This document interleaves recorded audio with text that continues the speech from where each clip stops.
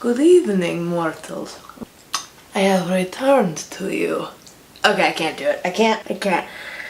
I've been trying to film this video for the last hour and these fangs were killing me. What is up, you guys? It is Miranda. Welcome back to the weekly FanGirl. Yes! We're back! It's October, best time of the year. I'm off hiatus. Guess what we're doing this week?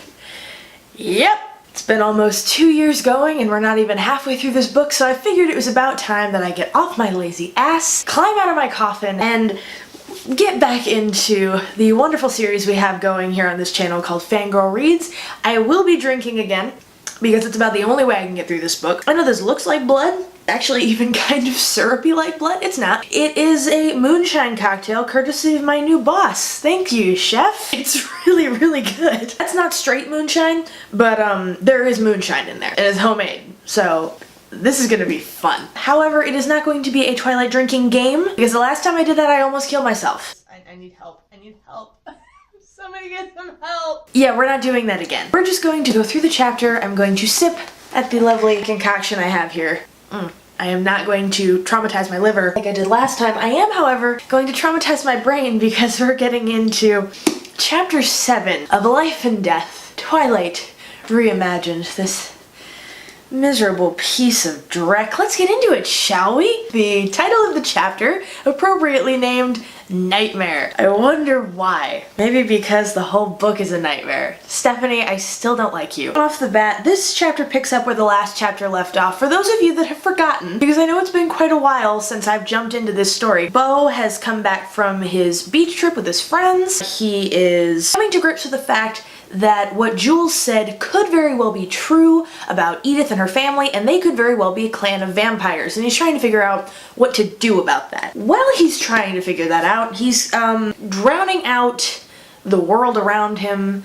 listening to music. Let us check in on our hero, shall we? By the third time I'd listened through the CD, you remember those days where it wasn't all digital downloads and Spotify? Fuck, you're old. I'm sorry, I'm already getting distracted. Anyway, back to the book. It worked! The ear-shattering drum beats made it impossible for me to think, which was the whole idea.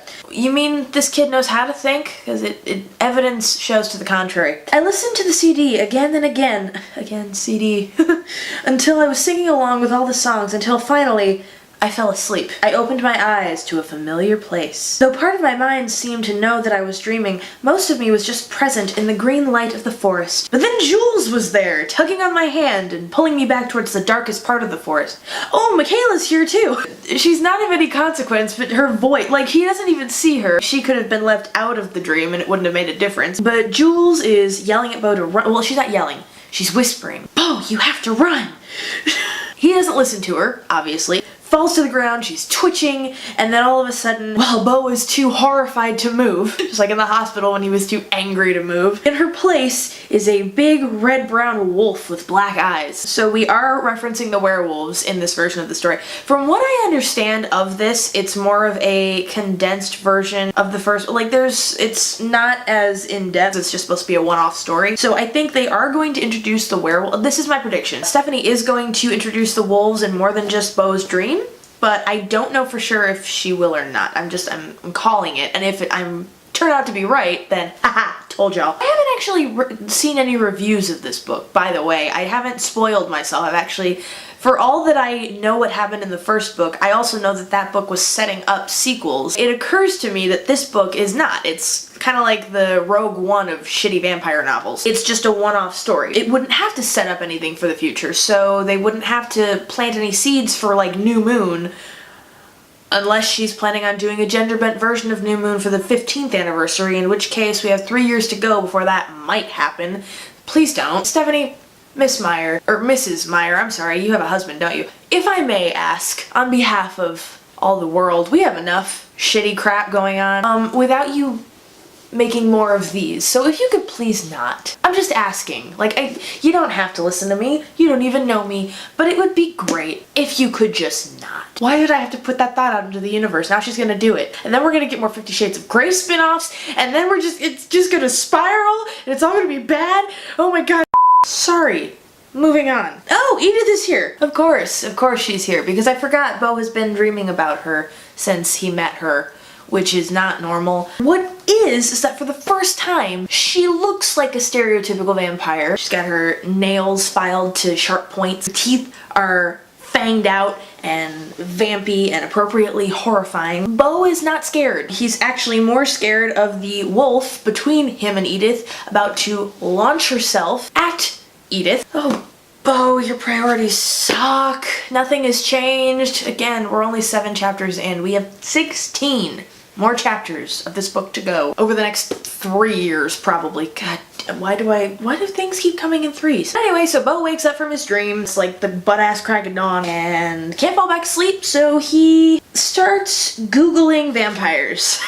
And what's hilarious to me, much like in the movie, like, I mean, you see the montage in the movie of Bella looking up all of the vampire myths, and just like reading over all of this, there's like vampire myths from all over the world. 4 paragraphs about vampire mythology on these 2 pages is more entertaining to me than the entire rest of this book. It's so sad, like what could have been. He's trying so hard to find a redeeming quality in his supposed psycho killer crush, and he finds this one. An Italian vampire, said to be on the side of goodness, and a mortal enemy of all evil vampires. It was a strange relief that one small entry, the one myth among hundreds that claimed the existence of good vampires.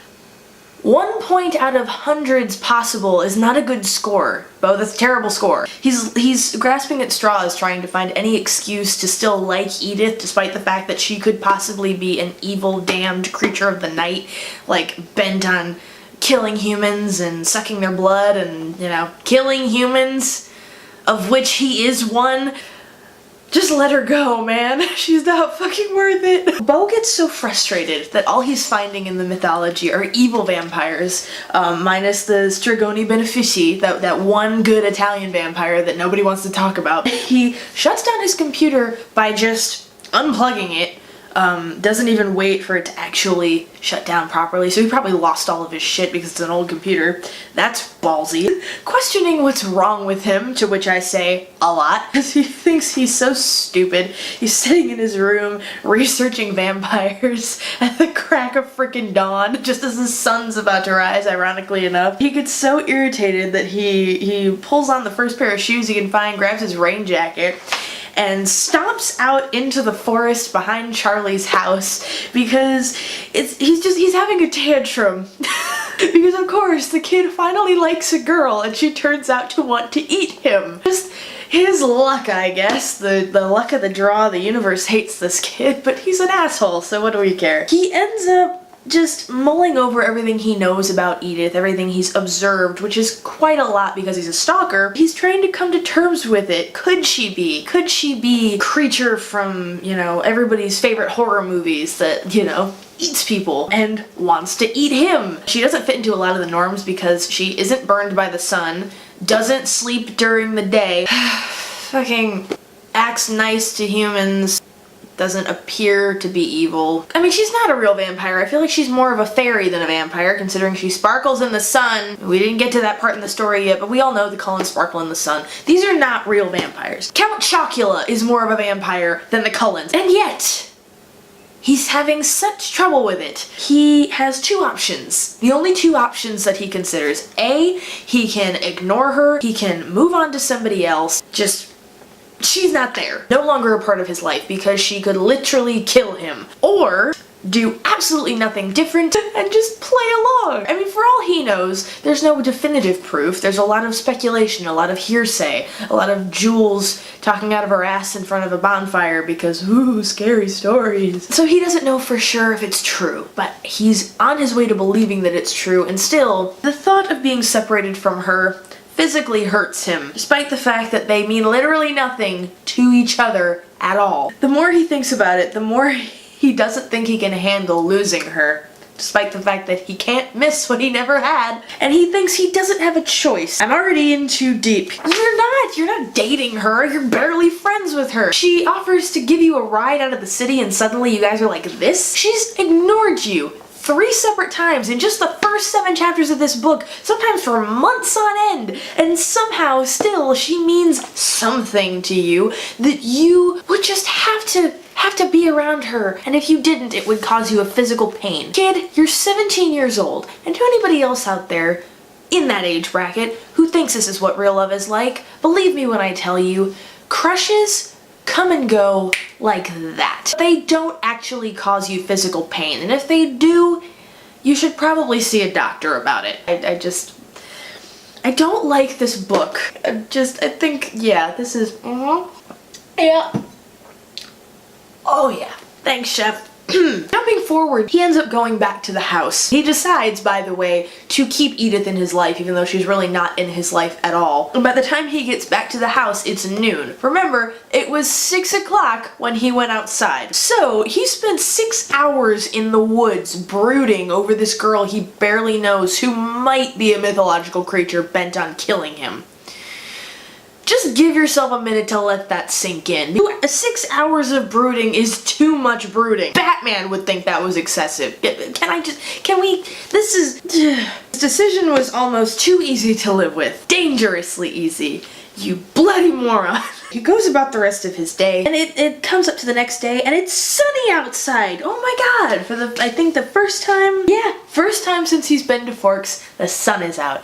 Everybody's just having a blast out in the rays of glory, and everybody that is, except the Cullens, because of course he gets into school, goes through the first half of his day, gets to lunch, looks around the cafeteria as is his routine. It's his routine to check every day and make sure that Edith is in the cafeteria, either sitting alone waiting for him, or sitting at the table with her family eating lunch, or not eating because none of them ever actually eat. And he feels a small rush of panic because he sees that the Cullens' table is empty. Edith is not there. And just like that, his good mood from the sunny day and the glory of light finally shining on this dreary asshole town is just plummeting because this girl that he's stalking relentlessly is not at school, and he has no idea why. My mood was spiraling lower and lower. What if somehow Edith knew what I'd done this weekend? What was that, speaking to Jules, or was that looking up vampire mythology on the internet? Because either way, what would that matter? Jesus! Anyhow, what if it triggered her disappearance rather? What if I'd done this to myself? Oh my god, he's learning! He's making progress! He's realizing all of his problems are from his own hand! My god, kid! I'm proud of you! I realized I'd been holding on to a little bit of hope when I walked into biology. Then I saw her empty seat and felt a new wave of disappointment. Aww. Poor Bo. Poor stupid Bo. The rest of the day dragged. I couldn't follow the discussion in biology. I didn't even try to keep up with Coach Clapp. I mean, I'm presuming it's like the gym teacher in Mean Girls. They have to teach sex ed, right? So Coach Clapp has to teach about the clap. Don't have sex, because you will get pregnant and die. Sorry. This is so stupid. Coach Clapp's lecture on the rules of badminton. Sidebar, who the hell learns about badminton in high school gym? Because I didn't. We played dodgeball like real Americans. But finally, he's done with school for the day, goes home, he realizes he's been ignoring his mom, so he shoots her a quick email. Most of it's a lie just to get her off his back, because this kid doesn't know how to deal with his parents at all. One is a basket case, and the other one is an absentee fisherman police chief. What the fuck is this family? I had a small collection of my favorite books that I brought to Forks. Oh, I wonder if any of them are classics like Bella's. 20,000 Leagues Under the Sea. I was expecting Wuthering Heights or Romeo and Juliet. He had to read Macbeth for school, but I mean, he'd already read it 1,000 times because this kid's supposedly a genius who's read every book in the library, but you know. So he goes outside because it's still sunny out, tries to read his book out on the lawn with like a little quilt spread out because he's an old lady that has a quilt. I say as I literally have a quilt at my feet like a damn hypocrite. Oh, I'm so dumb. I'm dumb too. I'm dumb, Bo's dumb. We have so much in common. Ew. But he realizes that he can't be distracted by the thought of giant squid or narwhals because he's too busy worrying about what if Edith is never going to come back to school. He snaps the book shut.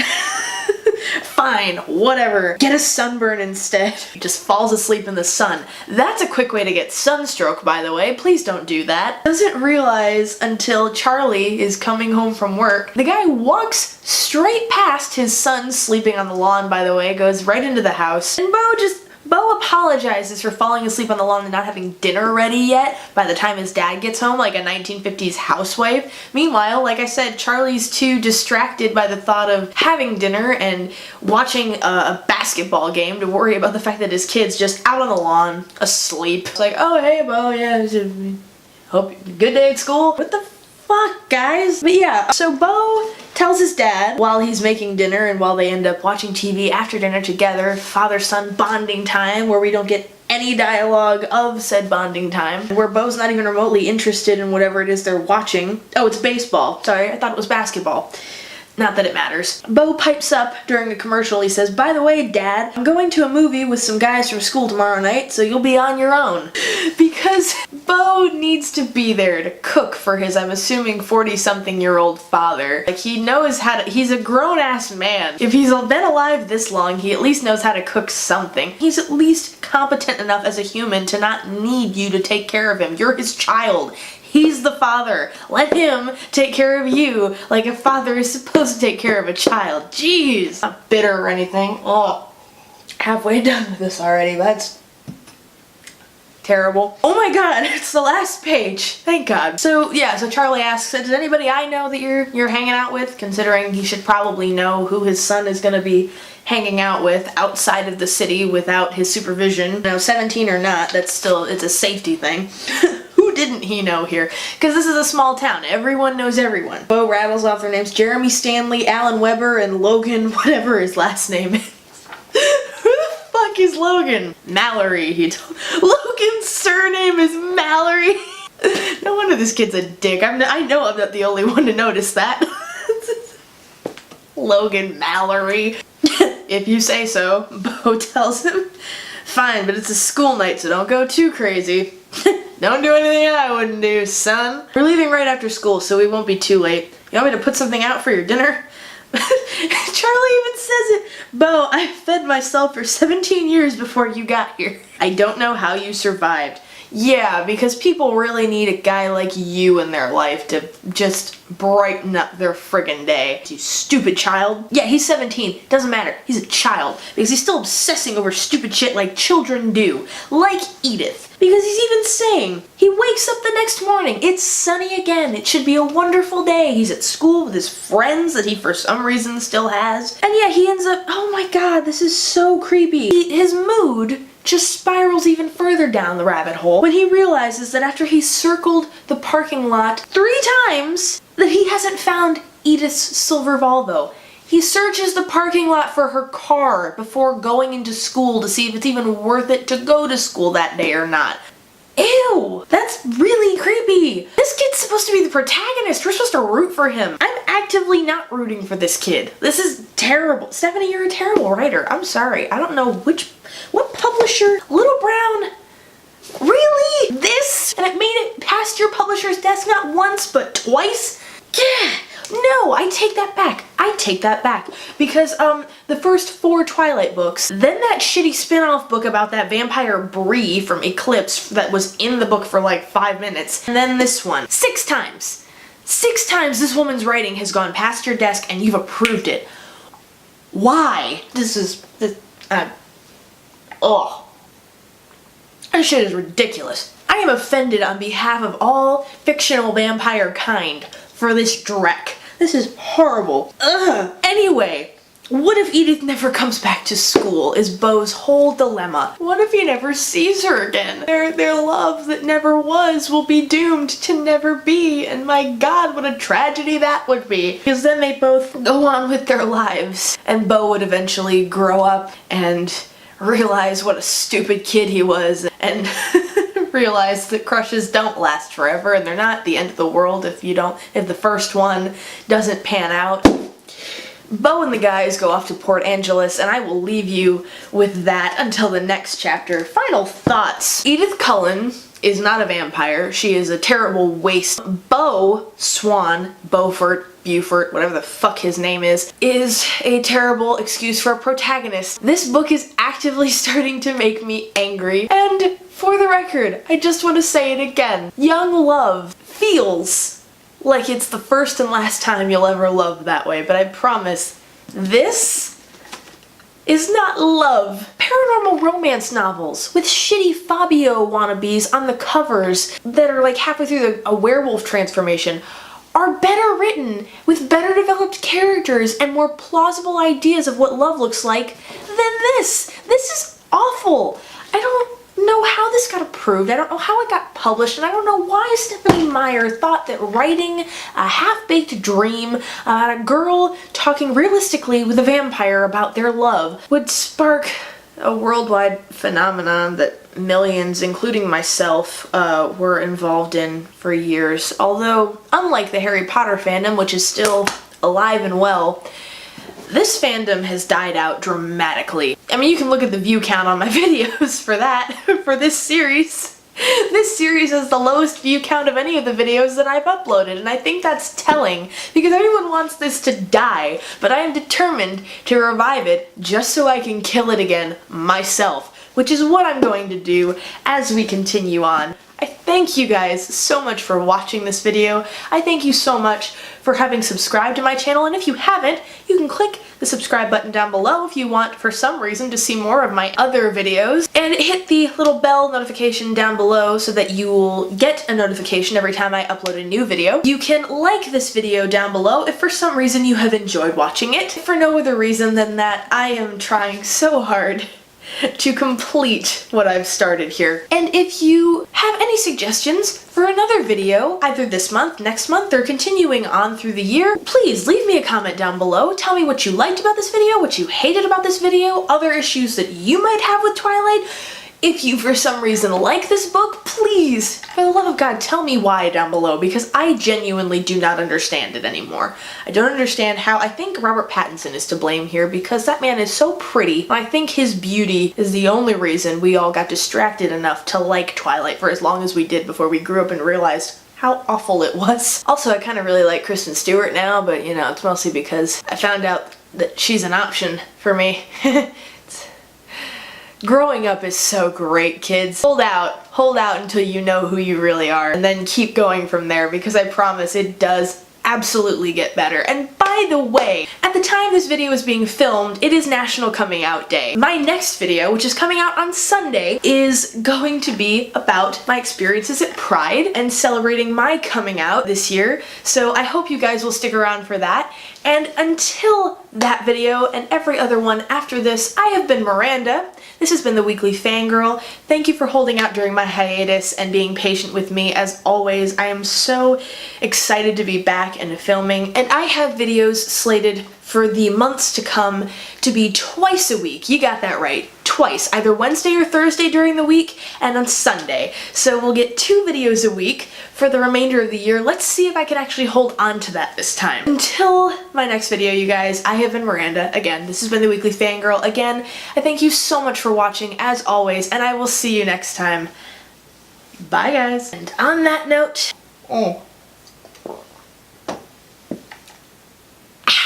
didn't make the book bearable, but it was still a wonderful palate cleanser.